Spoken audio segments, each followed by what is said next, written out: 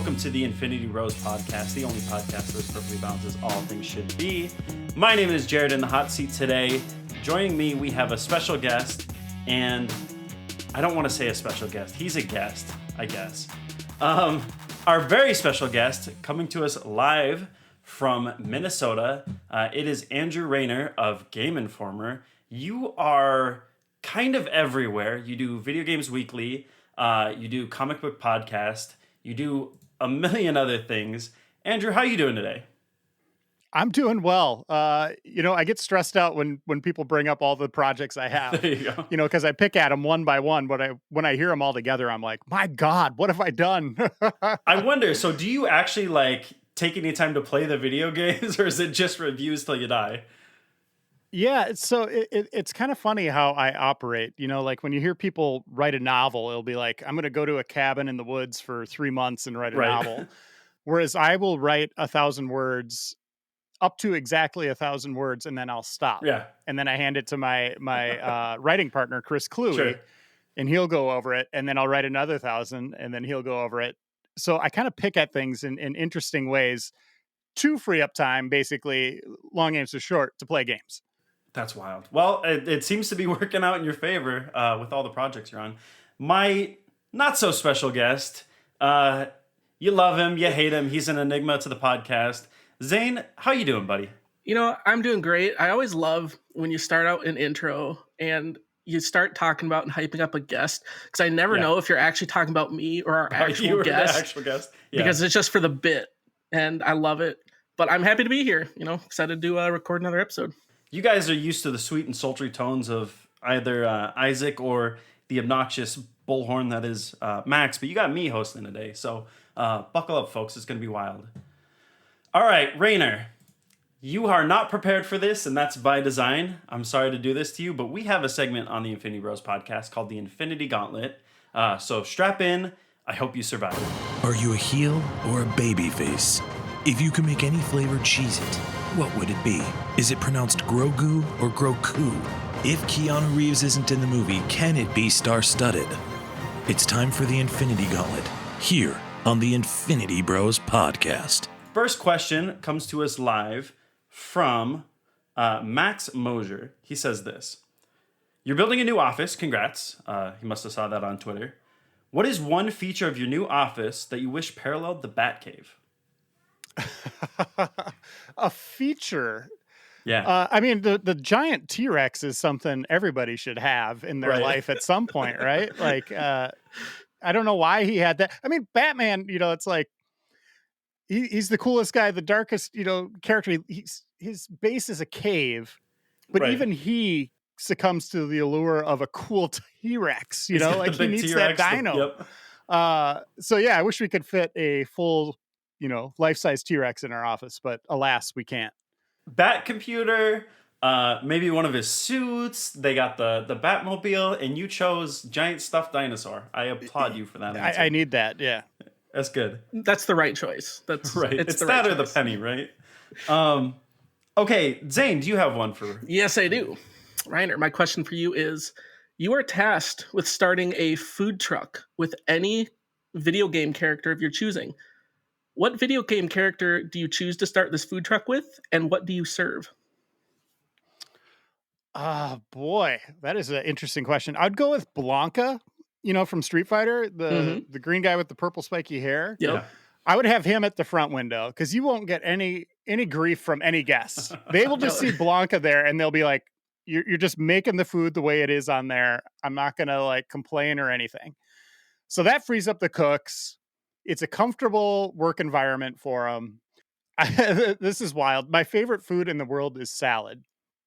There is never a salad food truck at all. It's always tacos or some kind of meats or whatever. So I would go with a salad truck where you can pick from a bunch of ingredients and they'll mix it up for you. I just wonder how you stuff him into a food truck. I feel like space is limited in that, but good on you. It's a very big food truck. My question for you, are you a fan of the Soulsborne series? I am. Yeah, I love them. If you were to pick one boss from any From Software games, what boss do you think you could handle in real life? You, Andrew Reiner, real life facing off. None of them is the actual answer. You would see me running as fast as I can. I would go with more of Father Gascoigne, or is someone that's humanoid. Yeah. That would scare me the least, and maybe give me that thought of like, there's a sliver of chance I Yeah. could You maybe pick the hit him werewolf once. man with a saw blade and a shotgun as your okay. Yeah, maybe I could make him go ow, Yeah. and then I die horribly. That's great. That was not the answer I expected, but I love it nonetheless. All right, next one comes to us from our good buddy Mark. Says, a comic crossover you would want to see that has never been done before. That's a wonderful question, because there's been so many crossovers. I guess you kind of got to go to those defunct series like Preacher, the Saint of All Killers crossing over with maybe Ghost Rider. That would be cool. Oh, wow. Okay. That would be like a dark, sinister, holy war. That could be neat. Yeah. I know, comic fans would, bemoan it, kind of like when Watchmen became a part of DC for a bit there. That was wild. Yeah. People did not care for that. No, it just seemed like you're kind of taking something that's sacred and just trying to make money off it. And I mean, they did. Right. It worked. I applaud them for making a lot of money off it. But I think that'd be a cool crossover. I could riff off this topic for hours. That's a great question. Let's start a second podcast. You, me, Zane. There we go. And we'll just crossovers we need. Next question comes to you from Robbie. It says, if you could revive an old video game series, what would it be? This is not a remake, but a completely new story. So maybe something in the vein of the Final Fantasy VII remake, but even further down that line, even more, removed from the original. Revive an old one that hasn't come back. That is pretty much everything's come back. Joe and Mac has come back now. ActRaiser, that was one of my favorites. That's back. Oh, I used to play this all the time on Super Nintendo. Lufia. Do you remember those games? No, they're JRPGs, and they'd go not quite toe to toe with Final Fantasy 2 and 3, but they were in the same conversation. That series just died off. I'd bring those back. Dang, that sounds fantastic. Legend of Dragoon. Maybe that one's more current for you guys. Absolutely. Not to age myself, but yeah. Legend of Dragoon, is criminally underrated. It was so good. That is kind of the big thing, right? Is like, and we'll talk about this more down the line, but nostalgia is everything, and every series has to be rebooted or lost sequel or, brought back at some point. And so answering that question, I can imagine, is a challenge.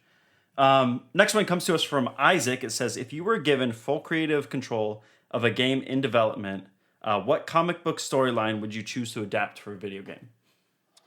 Okay, read that again. I'm a little confused. Is it a comic video game that's in development, or just am I adapting a comic storyline to any game? I think that's what he means by this. The wording is a little funky, but Isaac has been playing a ton of the Guardians of the Galaxy, and so I think that's sort of on the brain right now. Yeah, that one, that's interesting, because that's almost adapted from the Donny Cates run on Guardians of the Galaxy. It touches, not to spoil anything, but it touches on a lot of those same things. I guess, let's take a look at, you got Spider-Man in development, you have Wolverine in development. Let's go Wolverine, and boy, just either the classic Weapon X story, adding that in there, or some of the Claremont stuff, but maybe Old Man Logan, have some flash forwards. Yeah, I would love that. Ooh, that'd be cool. Sign me up. I'm always down for Blind Hawkeye. Fantastic. Yeah, you could do some really cool stuff in the game space with that. Not to get too off track here, right from the start, because congratulations, you have officially survived the Infinity Gauntlet. Yes. They have been obviously doing a lot with Old Man Logan and the sort of future verse that they created there. And the hot new thing, I don't know if you've seen this, is like audiobooks and podcasts in that universe. And that's such a weird direction for me. I haven't picked any of them up to see if they're good or not, But what do you think about this, like revisiting these stories that are self-contained in that sort of format? I love the idea. I'm like you. I haven't listened to them yet, but just the thought of being in my car going on a road trip and being able to listen to some of my favorite stories in a new way is intriguing. So, I'm on board for that. I just keep forgetting when I'm in my car. I just get brain dead in there and I'm just like, listen to NPR or whatever music I have on. But yeah, I really do need to check those out. I don't know anyone who turns on NPR on purpose and who's under the age of 60, but I won't hold that against you. Yeah, I mean, I'm older, but I listen to it just for like what's going on with COVID. Like it's like every 5 minutes you get an update. That would be pure anxiety for me. Obviously, people know you from video games and comic books. Of the last year, what have kind of your standouts as far as nerdy things that you've gotten into? And it doesn't have to be strictly related to those, but TVs, movies, video games, whatever you think stood out for you this year. So any medium recommendations, I'm guessing I'm giving here Sure, absolutely. Kind of your greatest hits. Yeah, so Donnie Cates, we brought him up earlier. Thor, his run on Thor has been outstanding. You could tell he's having so much fun and he's just locked in with that comic. Department of Truth, that comic run has been just mind-blowingly cool. I cannot pronounce his name. Tyvian, the Batman author, he's on that one. Oh, yeah. Very cool. So those are two comics you should check out. And then in the TV space, really like Evil. That's on is that Paramount Plus? We all have every streaming service, right? Like Right. At this point, we're just signed up for everything. The bros do this thing where one of us purchases an account, and if somebody doesn't have it, we all share accounts with each other. It's beautiful. Yeah. I mean, that's what they're designed for, right? Yeah. Netflix, you didn't hear that, by the way. Well, I mean, they're like, hey, give it to 6 people in your family. And it's like, what does family mean? Well, I don't know if I count meaning. Zane as family, but yeah, fair enough. On Netflix or streaming, yeah, Evil, Sweet Tooth on Netflix. Yep. That's Jeff Lemire, to kind of throw it back. That's his comic run that they've adapted. It's very cool, very touching, beautifully shot. He is obviously I've read a lot of his mainline Marvel stuff, but I've been digging more and more into his indie work, and he always hits it out of the park. I mean, he knows his stuff. Sweet Tooth is obviously a personal favorite. Yeah, fantastic. Yeah, Maze Book is he just finished that. I beautifully, again, just a wonderful story. Yeah, I can't say enough about Jeff. And then games, I've just been playing a lot of Halo Infinite multiplayer with my friends. I got to stay current on all games for work, play through like the big ones, make sure you don't have any gaps and you can be knowledgeable about all of it. But for fun, it's been Halo Infinite. I get that. Sounds like a rough line of work to be. Well, I mean, it's fun, and I probably would try to do that in my normal life. Sure. But like when it's like, it's not required, but you feel like I really need to see Returnal through to see what that's all about. Yet, your backlog is starting to stack up. You got all these other games like, oh, I still haven't touched Hitman 3. And it's like, oh boy, like I got to make sure I see these things. So it gets a little stressful. Zane, anything to add to that? Well, I was just going to say, I imagine coming at from that aspect, how the stress would kind of add on to that, because like for me and so many people, you come through video games as a medium to kind of relax. You're hanging out with your buddies, you're having fun, but finding that line of like, am I still having fun with this? Or is that line of like, I'm doing this for work? Yeah. And I think that was what would really stress me out. Like, I feel like, am I having fun? Am I enjoying this still? Or am I just slogging through this because I feel like have a debt because this is work, That is definitely the balancing act that you got to try to find. And there's times you slide off it, right? Like into that territory where you're like, I just, what am I doing? And then you just got to like shut it down and, go outside and look at a sunset or Acid, yeah. Get in your, Karate Kid pose and just, reset relax a little bit. Yeah. Yeah. Yeah. We talked about comics a little bit, and I feel like this year has been kind of wild for comics. Obviously, Indies has had some big ones. Did you catch Something's Killing the Children? Hold on. Oh my Oh, gosh. oh. That is so good. Yeah, of course. That one caught me off guard. I did not expect to enjoy it as much as I did. The premise was a little interesting for me, and then once I dug in, man, I could not set the series down. It was so good. Yeah, and that's the Department of Truth writer. So if you like this, you need to check out Department of Truth. And that got adapted. Both of these got adapted. This is, I think, did Netflix pick up Something is Killing the Children? And then Really? one of the Chernobyl runners got Department of Truth. And how did they say how far down the pipeline that one was? No, I don't know where they're at in the creative process, but both have been I feel like tapped that would to. Yeah. That would be a fantastic series, both of those. Marvel stuff, obviously, we had King in Black. Danny Cates has been everywhere. Jed McKay has been everywhere doing everything. You talked about some of your standouts. Obviously, Thor was a big one. Anything else to touch on there? Yeah, Dark Ages has been fun. That's kind of like a look into if all the electricity in the world went out in the Marvel universe, what would that world be like? It's a cool one. That's going on right now. I think that's on issue 4 or 5. What else? There's I'm reading everything. Lot. Yeah. Yeah, I'm reading everything. Zdarsky's Daredevil? I don't know how to pronounce it. Oh yeah, that's one of the best series out there. Yeah, it's fantastic. And Elektra just came out this week, which I haven't read yet, but yeah, going into Dark Reign, Devil's Reign is that's been fun too. And that's kind of that's like a Marvel epic. You have all the characters involved in that. They've been sitting on obviously like what they're going to do with the Netflix stuff going into the MCU, and the fact that sorry, spoilers for anyone who hasn't been on the internet the last 2 weeks, but Daredevil and Kingpin are back. I would love to see some of this stuff be brought into a TV series. I don't think they'll ever touch the Netflix stuff again, but maybe on Disney Plus.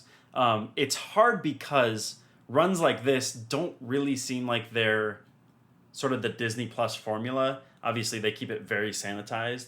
But man, like a King in Black into this Daredevil run that we've been having is exactly what I want. Yeah, I think they could do King in Black. That has the makings of like the showdown against Thanos. Right. It's huge in scale. It's cosmic. You get every character involved for the fate of the world or fate of the universe. But then, when you go into the Daredevil run and he's just in prison, it's like, I don't know. It loses that high budget production, it's a whole different beast. So yeah, I don't know if they would do that. Devil's Reign, on the other hand, feels like that big production again. Thor, I feel like we're getting obviously a taste of some of that stuff. Taika Waititi's adapting some of the Thor runs for Disney right now, and we're going to see what that looks like down the line. But going forward, I feel like there's a lot that they can do with Thor out of the comics. Zane, anything to add to all this? No, I feel like kind of a duck out of water here because I haven't gone through my comic books in such a long time, and I'm just like, I'm so far behind on even the new stuff that I'm just like, yeah, this is awesome. Maybe in a couple of years I'll get to reading it. So I'm making mental notes of everything everyone talks about. Yeah, this is cool. But then I'm like, man, like I'm so far behind on everything, and I just need to just jump in. There's arguably too much, especially if you're like an X-Men fan. House of X, Powers of X blew everything wide open. So it was fine when it was those 2 series, and then when they're like, those are going to bleed into 8 ongoing series, you're like, what?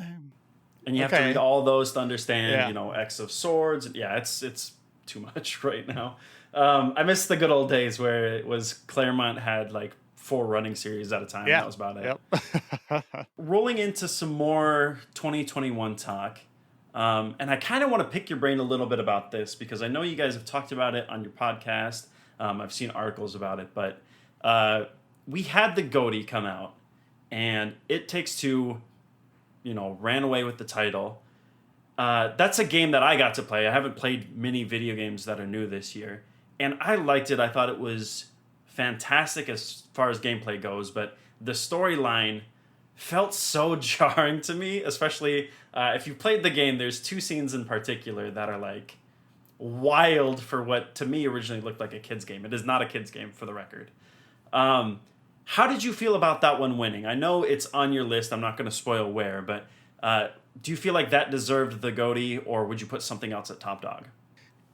I feel like Halo kind of got robbed, and not that it would have beat It Takes Two. I just feel like it wasn't even in the conversation because their cutoff was November, and Halo came out in December. So what's going to happen next year? Halo's going to be going against Elden Ring and Horizon Forbidden West and just all these juggernauts. And I feel like it was its year. Halo was my game of the year, and I just feel like it not even being in that conversation was a little strange. I wish Keeley would move his awards back a month. Just make sure everything's there. Exactly. Like that's always been something that I felt weird that they do it in November, because I feel like coming in December, like you get a decent amount of releases because stuff's trying to get out for Christmas and the holidays. Like doing it a month early seems kind of odd. Like bump it back, get the whole kind of that calendar year in there of what. Yeah, I guess it's just, yeah, you're right. Like Halo Infinite should have been up there, but now it's getting pushed back, and it's just like, that just doesn't seem right. Yeah, it's like the snapshot of the year with an asterisk on it, right? Like I want to remove that asterisk, and I don't want to shortchange It Takes Two. That's my number two, right? Like that game is awesome and beautiful, and the amount of variety in that gameplay was remarkable. Like I was shocked when I played that game and loved it. But yeah, like I said, I'm still playing Halo, and every once in a while you look back on the year and you're like, oh, I don't know about that. But this year it's just like, yeah, that's my game. Like that was an easy pick for me, even though I loved It Takes Two. There is something too to like. Obviously, next year you said they're going up against Elden Ring and Forbidden West, and there is something about like recency bias. Halo at that point will been obviously still active, but more of a distant memory than some of these other ones. Obviously, Elden Ring's February, so it's not that far removed. But in the scope of things, yeah, I feel like Halo really did get snuffed on that one.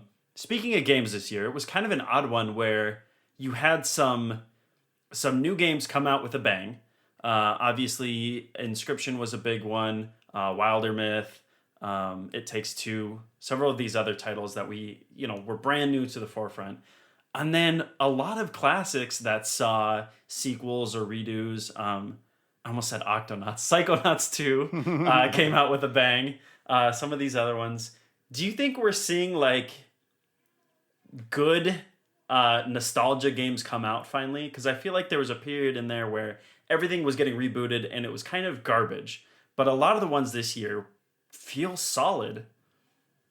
Yeah, I agree with you. And it's a lot of them are coming from the main studios, right? Like you'll see things like, hey, System Shock's coming back. And it's like, well, none of the dev team that worked on the original System Shocks is there.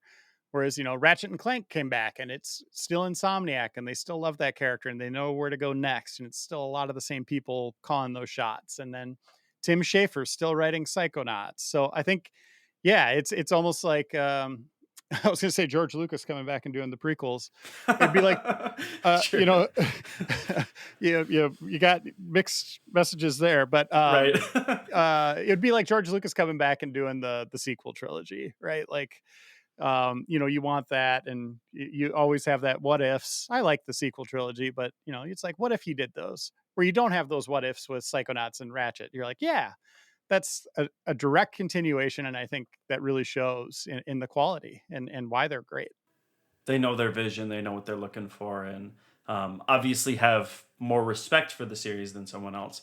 343 did Halo, and that's obviously not the original Halo dev team, but they also did Halo Wars and, understand the vision and the passion behind it and knocked it out of the park. So I see what you're saying. Like, get people who care about their product, and it's not just needless nostalgia for cash.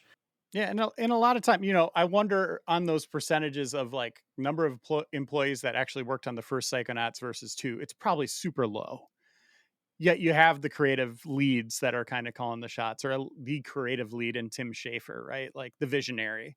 But a lot of times there's a lot of turnover on dev teams, a lot of different people involved. The scale of the projects, it gets bigger. You add 100 people when it used to be 50. You know, it's hard to say, but yeah, when you do have that top person still there that knew where the sequel was going back in the 90s, you know, or 2000s, and you get that sequel, that's pretty special. They're invested in it. Zane, anything to add? Yeah, no, I just agree with that. I think there's a big difference, especially when you come out with some of these games. And I think just us as consumers, even, you can tell when someone's trying to play on the nostalgia and it's just a cash grab. And then there's the times too, yeah, whether it's your Psychonauts, Ratchet and Clank, you can tell that those visionaries still have this idea of like, well, no, we still have this idea for this character. Might be other people working on it, might be different pieces, but it comes off as like this far more genuine of this continuation of a story instead of, hey, people are going to buy this just because they recognize the name. And I think, yeah, we've gotten to the point just as gamers and those that enjoy it, like we can see right through that. Like, and I think maybe part of it is they're beginning to realize that let's put some more effort in this, and it's all around. It's going to improve the quality because, like, that's what people want. People want that investment in some of these characters, and that's, you know, how you get that direction going forward. There was obviously a big shortage of video games for quite a while there. We went through a drought, and then the floodgates opened, and suddenly everything was out. So it's not like people aren't hurting for games to play right now. Obviously, if you have $15 for Game Pass or whatever it is, you can play whatever you want. So I do think there's something to what you said there, Zane, where with this saturation of the market and all these choices in front of you, you pull, one, what's familiar, and two, what you've heard good things about. And these games have been developed like that.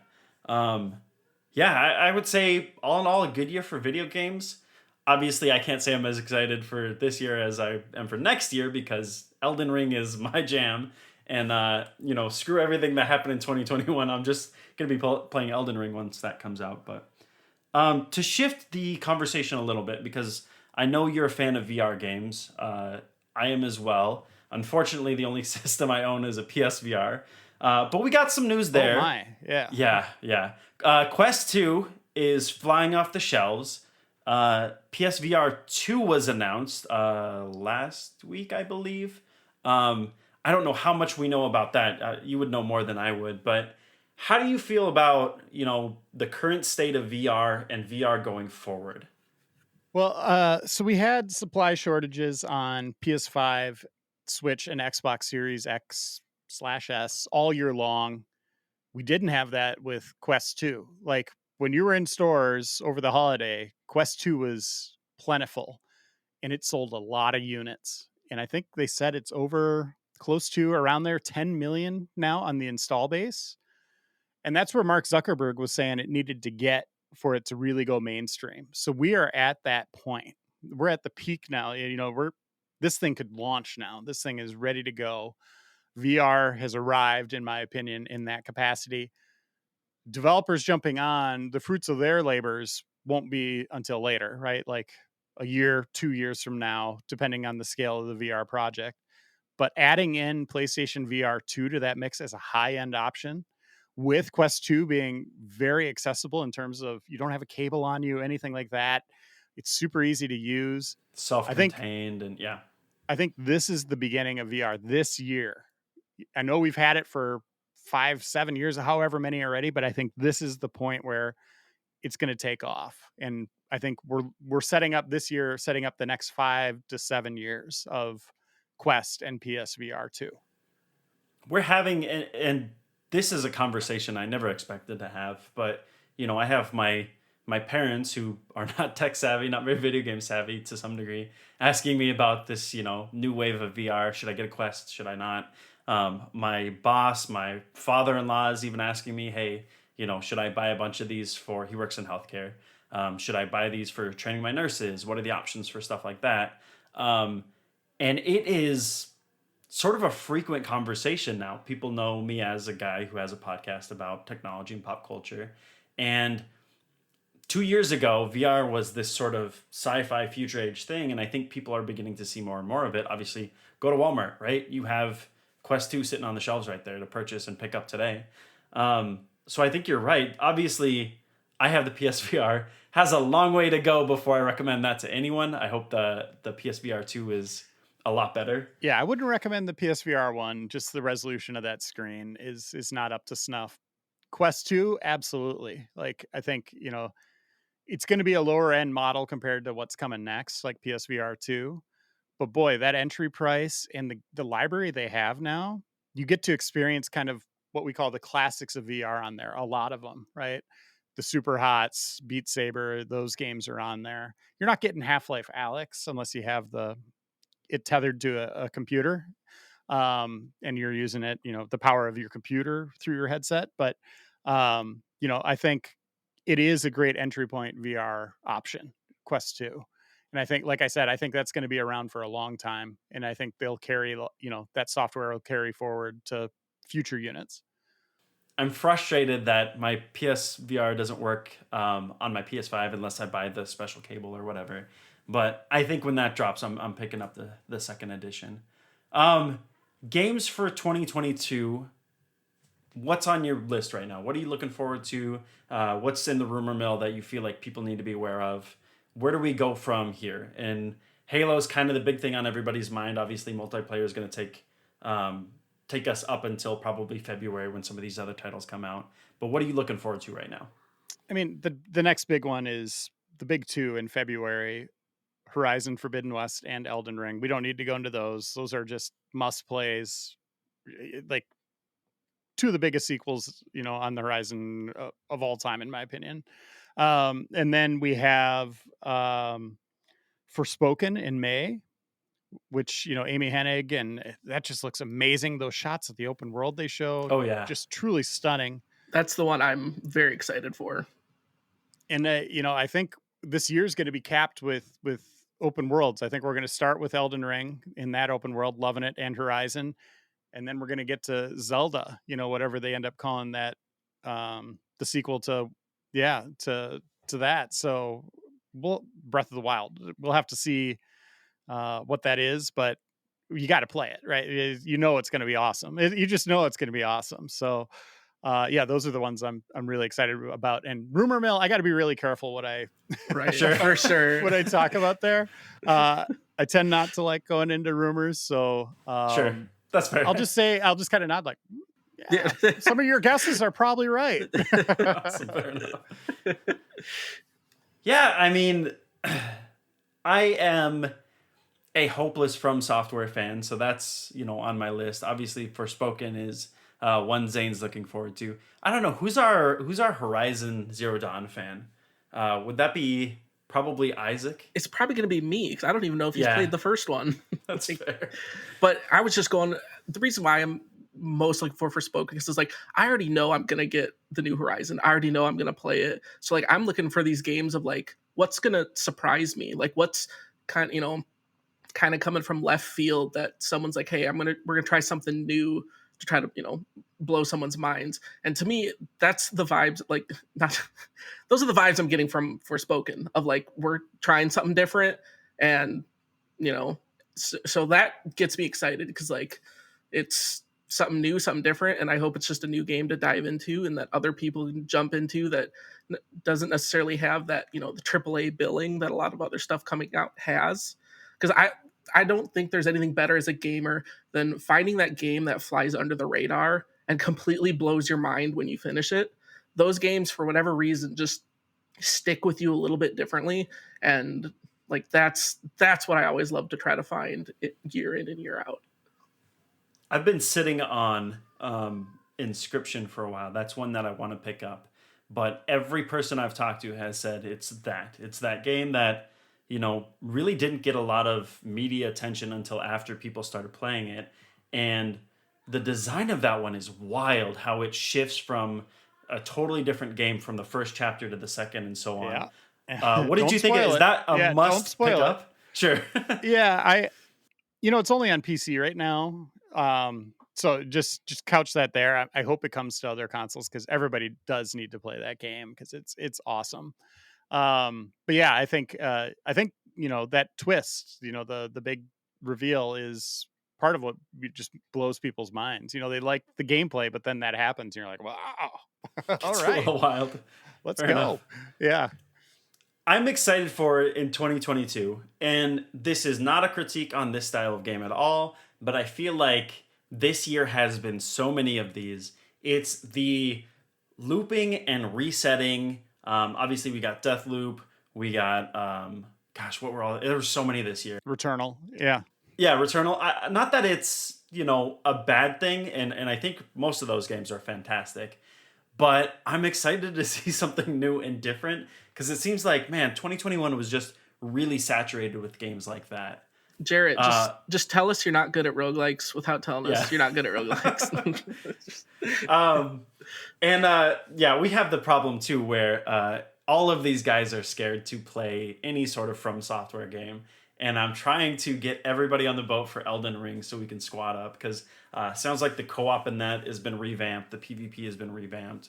I'm excited to tackle that with friends if I can get these guys to invest, but we'll see. All right. Anything else you want to talk about? Anything you want to plug going forward? We've had a very good conversation. Yeah, it's been fun. I forgot to mention, hopefully it comes out this year, Gotham Knights I'm excited about. Oh, yes. Yep. I was a big fan of the Arkham games, and seeing that style of gameplay come back. And you brought up co-op, and I think that's going to be one of the cooler co-op experiences this year, if done right. Nobody's played it yet, so we can't speak to it yet, but that is a departure from the formula that I feel like opens up a lot of possibilities. There is that sort of same style of gameplay in things like Fallen Order. Obviously, it feels like Spider-Man took some inspiration from that as well, the Arkham series. And so to see that go co-op really blows the door wide open on what you can do. Obviously, a Spider-Man going forward where you can have more than one Spider-Man would be fantastic. Yeah, great pick. Absolutely. And then things to plug. Just read Game Informer. It's a wonderful magazine. We have some great writers, and our website's fun, and our shows are fun, and I'll be announcing hopefully 2 novels this year. I've been busy during the pandemic. Yeah. Apparently. One's sci-fi in the distant future, and another's a noir novel, 1930s Chicago murder mystery. Nice. Which has been a lot of fun to write. So yeah, both of those hopefully will be announced this year. Again, are you sure you actually have time to play video games amongst all this? Yeah, just busy. You've been fantastic. Zane, you've been tolerable, I guess. To the audience listening at home, thank you guys so much for making us part of your day. Feel free to check us out wherever you get podcasts. If you get the itch to Twitch, check us out there. But more importantly, check out Game Informer across all the different platforms. Make sure you hit up Video Game Weekly. Obviously, Charch is a friend of the show. Make sure you check out the Comic Book Podcast. Find these novels when they come out. Follow the stream. Anything you can to get more Reiner in your life. Be there. Can I throw in one more deep cut question here quick? Please, yes, absolutely. Let's finish with a bang. Do we got anything new coming from the Rapture twins? So we're discussing it. Justin Courtney Pierre and I are the Rapture twins, and we've released a few songs. We were talking about doing more, then the pandemic happened, and then he went back and started doing some touring with Motion City Soundtrack. Once they're kind of done with that and he's done with his solo projects, we'll be back making some more, hopefully a full album here for the Rapture twins. Awesome. Sounds fantastic.